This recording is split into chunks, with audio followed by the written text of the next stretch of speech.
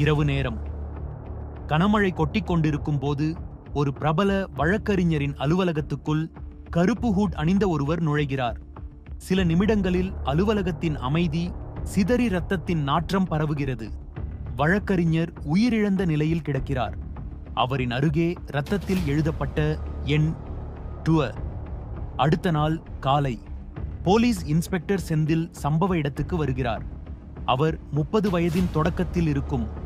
கூர்மையான பார்வையுடைய, சட்டத்தை விட உண்மையை முக்கியமாக கருதும் அதிகாரி. அவர் இரத்தத்தில் எழுதப்பட்ட எண் பார்த்தவுடனே மனதில் சந்தேகம் எழுகிறது. இது சாதாரண கொலை இல்லை, ஒரு மெசேஜ், யாருக்கோ அனுப்பப்பட்ட எச்சரிக்கை என அவர் யோசிக்கிறாரு. விசாரணை நடந்து கொண்டிருக்கும் போது திவ்யா என்ற பத்திரிகையாளர் அவரை சந்திக்கிறார். 20 வயதின் இறுதியில் இருக்கும் திவ்யா தன்னம்பிக்கையுடன் பேசும்